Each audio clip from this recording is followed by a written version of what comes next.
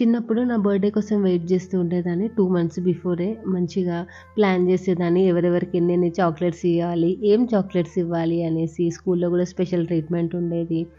Cake cut చేసేదాన్ని. ఇంటికి అందరు ఫ్రెండ్స్ వచ్చేది. అందరు గిఫ్ట్స్ ఇచ్చేది. అండ్ మెయిన్‌గా గిఫ్ట్స్ కాన్సెప్ట్ అయితే నాకు బాగా ఇష్టము. సేమ్ నాలాగానే నా కొడుకు కూడా తయారయ్యిండు. వాడికి గిఫ్ట్స్ అంటే చాలా ఇష్టము.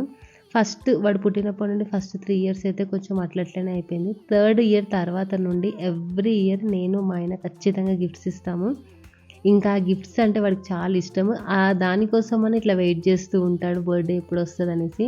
సో, ఎవ్రీ ఇయర్ బాగా ఎక్సైట్‌మెంట్ ఎంతుండేనో ఈ ఇయర్ కూడా అంతే ఉండే. కొంచెం కూడా డిసప్పాయింట్ అవ్వలేదు. అండ్ డిసప్పాయింట్ కూడా జేయము. సో, ఈ ఇయర్ వచ్చేసి కెప్టెన్ అమెరికా వెపన్, ఇంకా బో అండ్ యారో ఇవి ఇచ్చినాము. సో, వాడైతే చాలా హ్యాపీగా ఉన్నాడు. వాడిని చూసి మేము ఇంకా హ్యాపీగా ఫీల్ అయినాం.